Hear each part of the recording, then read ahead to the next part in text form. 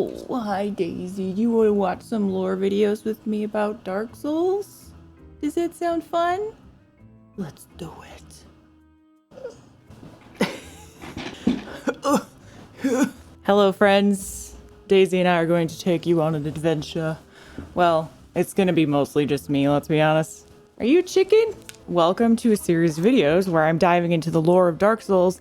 I'm going to be first looking at some videos from the amazing, fabled, definitely really integral to the Dark Souls community YouTube channel called Vati Vidya. I believe that's how you pronounce it, but I'm not 100% sure.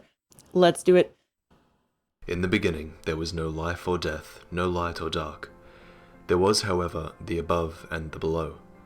Above, where the everlasting dragons ruled, and below, where there were humanoid beings that would one day become humans, giants, and lords. Below, fire was born, and some beings found power within these flames and took it for themselves. Gwyn could be called a lord of light, Nito a lord of death, and the Witch of Izalith a lord of life. Oh! These souls were the disparity. They represented black and white, where everything else was grey before. And so they cast away the grey, and started an age of light and dark, life and death. There is one that I haven't mentioned, who came after the other three lords. The furtive pygmy found the dark soul within the flames, and fathered humanity. The pygmy was content to wait, splitting and spreading his soul while the other lords changed the world. There are dynamics that exist between the souls. You can't have one without the other. Gwyn's Age of Fire is built around the first flame, which was linked to bonfires and spread throughout the world. However, eventually even this fire began to fade. It was realized that humanity, the little black sprite in every human, could feed the fire, so Gwyn commanded his children to shepherd the humans. Maybe there's a reason the Dark Soul was found after the first three. Maybe it was the fuel. You already know what happens next. The grey dragons were cast aside, and Gwyn began an age of fire. When the flame started to fade, the Witch of Izalith attempted to create a new flame with her life soul, but it spiraled out of control and demons were created. Oh, and that's why she's got an army of like half dragon guys all over in the lava zone. They're just like, there really should be more than just like the butt end of the dragon. Cause like, what did she do with the head end? You know, and the front legs and the wings. What'd she do with those? She just like, I only want the ass of the dragons. Then out of nowhere, a curse appeared, a kind of disease that links humans to the bonfires, causing some to become undying. Instead of death, there is hollowing, and to reverse the hollowing, one has to offer humanity to the flames.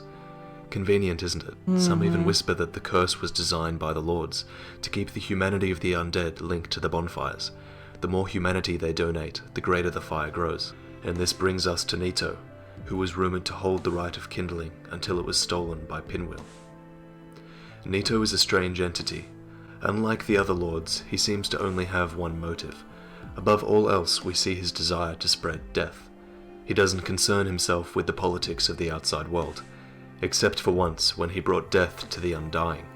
The everlasting dragons had their stone scales ripped apart by Gwyn, and Nito delivered the death blow. But why did he do this?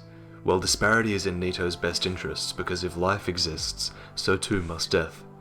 After the successful alliance with Gwyn, Nito gained dominion over the dead and the catacombs, with a vast army of dead servants defending his tomb, and another army of Gravelord servants actively spreading death to others through the eyes of death. I hate those guys. Nito seems content to wait in the darkest depths of the catacombs, slowly growing his army of the dead.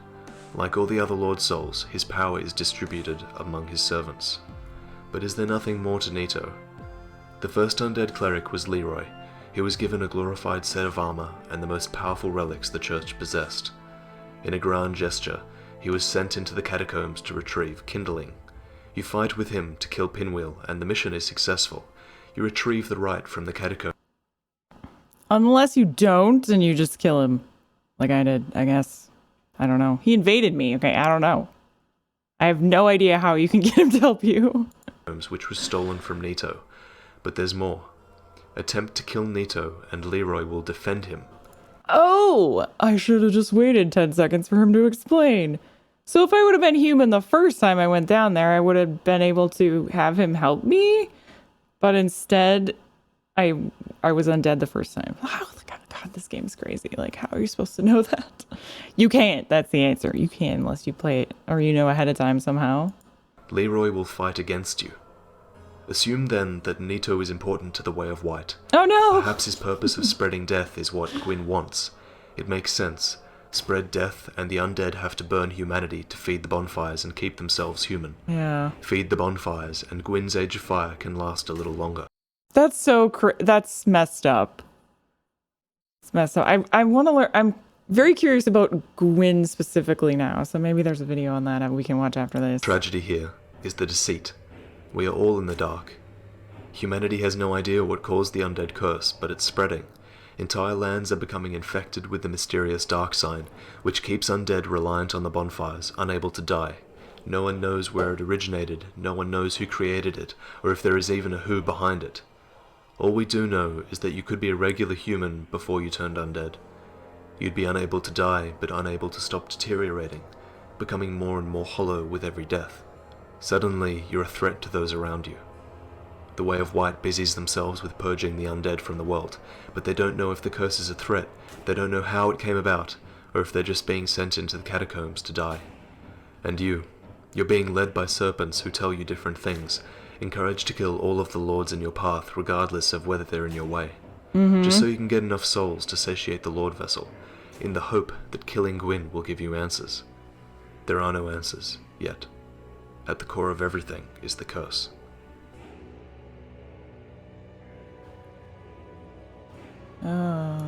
Okay. The focus of the first game is humanity, and the second is curse. Interesting. What the third game? Huh? What's the third game focus? That's the one I'm playing next. Okay, so it's all about like a balance of light and dark, life and death. And it kind of these videos are making it seem like all of the lords are just evil, or like not evil. I don't know, like they're trying to survive, they're power hungry or whatever. Like there has to be a balance, so they both want to survive. So Gwyn has to, in order for the bonfires to be fed, there needs to be death. Therefore, Nito and Gwyn have a partnership. And then, like, what about the other lords, though? How do they fit in? If there's one thing to remember, it's this. Fire fades, and it's inevitable and natural for the world to return to dark. The future is dark, but it was not always this way. Let's go back to where there was a flame.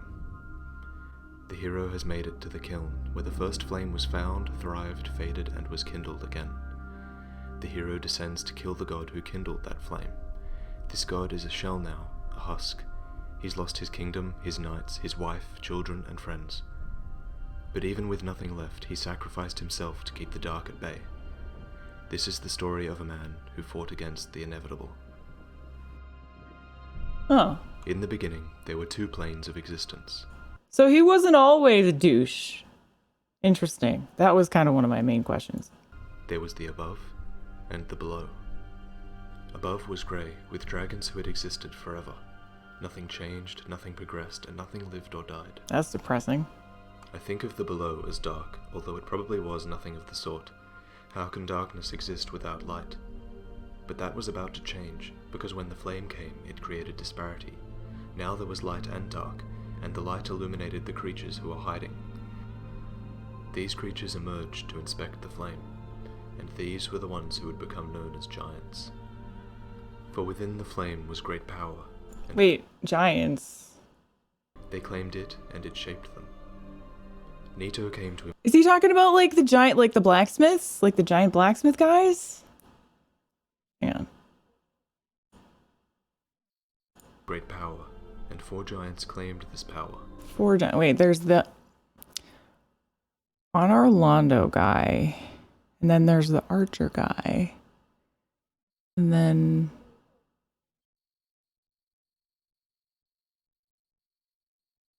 Andre's not a giant. Isn't there only 2? Well, I mean, they could be 2 of them could be dead, I guess. I don't know, am I forgetting one? Maybe I'm forgetting, I don't know. They claimed it, and it shaped them. Nito came to embody death. The Witch of Izalith represented life. Lord Gwyn stood for the light, and the pygmy kept his dark soul a secret. Gwyn decreed that the flame was more powerful than the grey existence up above, and the giants declared war on the dragons to claim the surface. Alas, the dragons were immortal, and many knights of Gwyn fell, but there was one dragon who betrayed his own. Seath the Scaleless, born without the stone scales of immortality, told the dragon's weakness to Gwyn. The stone scales were the secret to their immortality, and the lightning was their weakness. So Gwyn and his knights fashioned bolts of lightning to peel apart their stone scales. Oh my god, he just became Zeus instead. That's awesome. Nito unleashed disease on their exposed flesh, and the Witch of Izalith and her followers used fire sorceries to burn their homes, the arch trees, to ash. The arch trees. And the dragons were no more. Oh, wait, the arch tree. So I'm assuming that kind of links to the, what the hell is it called? The Hollow? What? The Great Hollow. There's like a level in Dark Souls 1 where you have to go down this giant tree, and then you get down to that other Ash Lake where there's like the Dragon Covenant down there. And maybe that's kind of like a interesting optional area, but like maybe that's what one of those trees, the Great Hollow, maybe.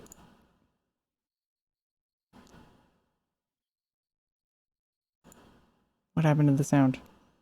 The Age of Fire was... Oh, that was weird. Okay, anyways. were no more. And so, the Age of Fire was born, and the giants began their own story. But since this is a story about light, it is also a story about dark. For it is inevitable that one day the flame will fade, and only dark will remain.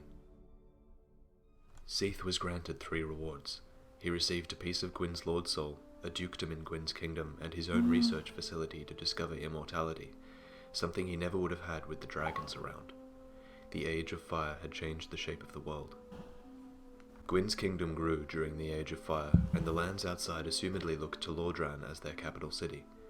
Anor Londo was built close to the sun, and eventually smaller towns and cities grew to surround it. The giants became the royalty and the gods, and humanity spread, worshipping those more...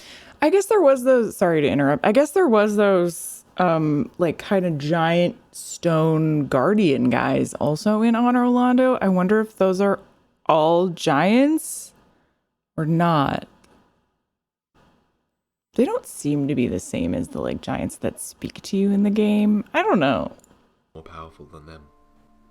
Gwyn himself had a wife whose name is not known, and by her he had 3 children. His firstborn was the god of war, who formed the warriors of sunlight. However, he lost the annals, which were historical records. Gwyn decreed that his son would share the same fate, and all record of the firstborn was stripped from the land. Gwyn's second-born, Guinevere, was well loved, with her own statues and covenant, the princess guard. The third of birth was Gwyndolin, who was born frail and deformed. He was raised as a daughter since he was proficient at moonlight magic, which is considered a female trait. Okay. His existence was hidden, and his covenant, the Blade of the Dark Moons, hunt down... His existence was hidden, so that's why he's in, like, that secret area with you, that you have to have a specific ring to open to even find him. That's so cool, but also weird that he was raised as a female. That's kind of messed up. Sinners and protect the illusion of power in Anor Londo. For hundreds of years the lords prospered, but everything ends. Locked away in his archives, Seath is desperately searching for the secret to immortality. The 6-eyed channelers read for him and search the world for test subjects.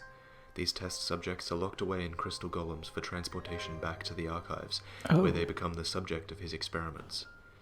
At the base of the prison there are Pisakas, twisted monsters created from captured maidens. If you listen carefully, you can hear them crying. Oh. At some point, the knowledge That's in the sad. archives sends Seath mad. It's impossible to know whether he was insane before or after his experiments on the maidens, but one way or another, Gwyn turns a blind eye to the happenings in the archives. Perhaps it was this that led to the rebellion against the gods. In the war against the dragons, Lord Gwyn had a friend and compatriot named Havel the Rock, who was the sworn enemy of magic and Seath the Scaleless. After the war, Gwyn granted Seath dukedom and a part of his own soul. Perhaps Havel was bitter at Gwyn's preference for Seath, since he started to collect items capable of killing the gods. Hidden in his basement in Anor Londo, there is an occult club. Items of the occult can kill the gods and are rightly feared. Oh. Havel was also a bishop of the church who knew the whereabouts of the Dark Ember. Yeah, that's the only occult weapon I ever found in the whole playthrough. I wonder if there's more. If that is just actually a special weapon, that's kind of cool. Lastly, the effigy shield states that there was once an ill-fated plot to destroy the gods. Ill-fated because the attempt failed. Among the royalty, there are rumours of a hero locked away in a stone cell by a dear friend. They say he was locked away for his own good, which led many to believe that the man inside had gone hollow. Havel helped Gwyn win his throne, but met with the fate of the undead and was kept in a cell so he could not harm others. That's what they would have you believe. But what if Gwyn learnt of Havel's plan to kill the gods? Perhaps Havel was not hollow when he was locked away. Perhaps he was locked away for the good of the realm, and left to hollow in the middle of an area overrun by hollows. Gwyn would have locked his friend away for the greater good, but was it the right thing to do? This marks the peak of the Age of Fire, and the darkness is looming. Soon Gwyn will need all the friends he can get.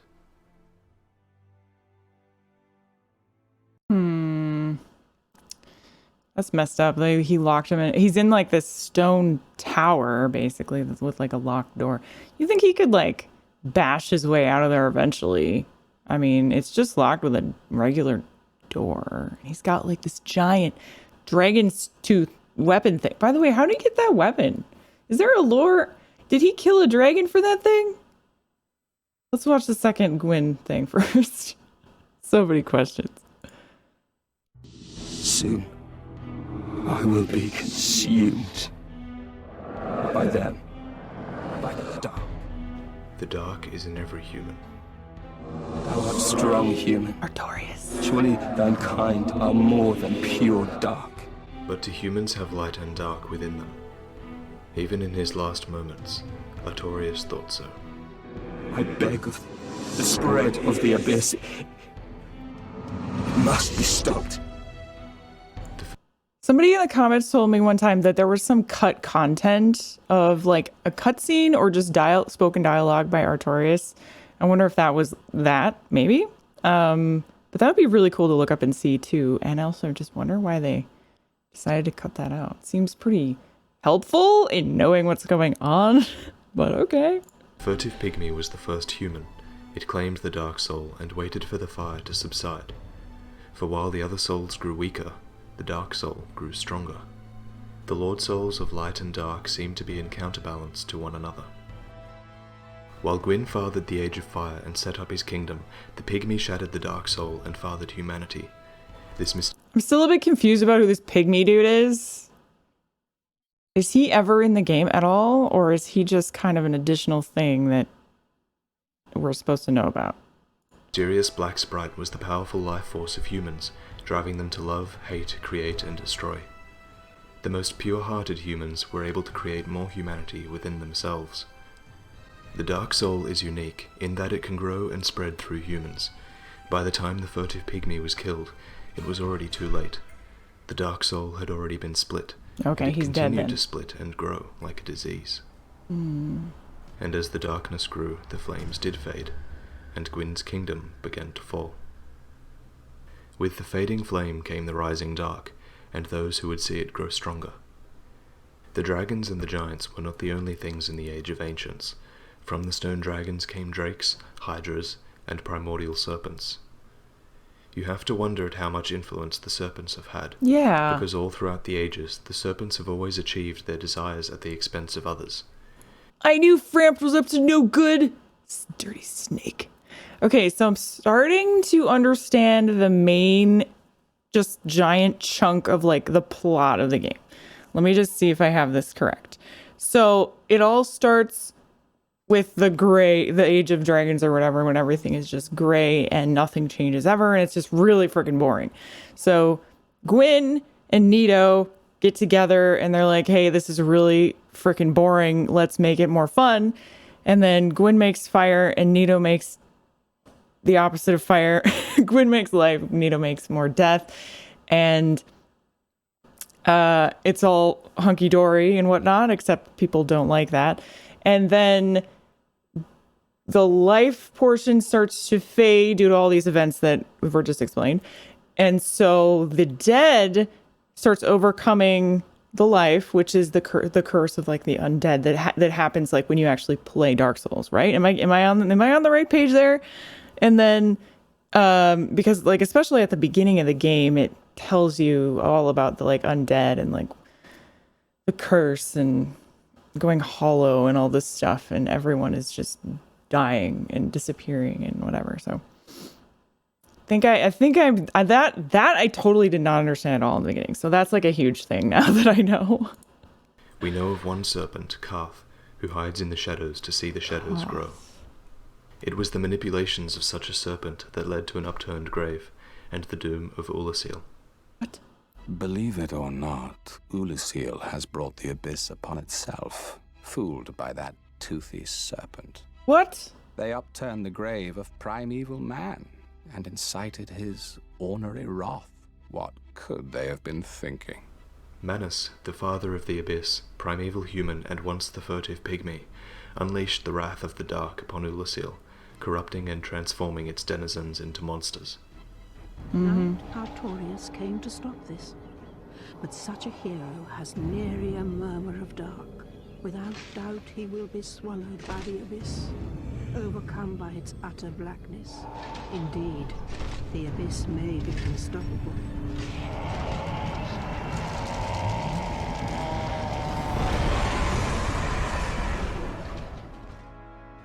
And Artorius was slain, but a hero from a time distant yet near killed the primeval human in his name and ended its rampage. But Karth simply moved on to his next target. Gwyn split his own soul and handed it to the four kings who ruled over New Londo. It was a reward for their foresight, but the kings only wanted more power. Long ago, the four kings were powerful men. Only their hearts were weak.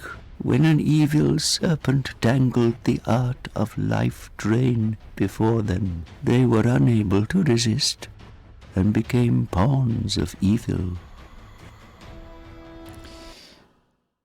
So if the serpents are evil, then if Framp tricked me through the whole game to like do his stupid thing where I gather all the souls and kill everyone for no reason, and then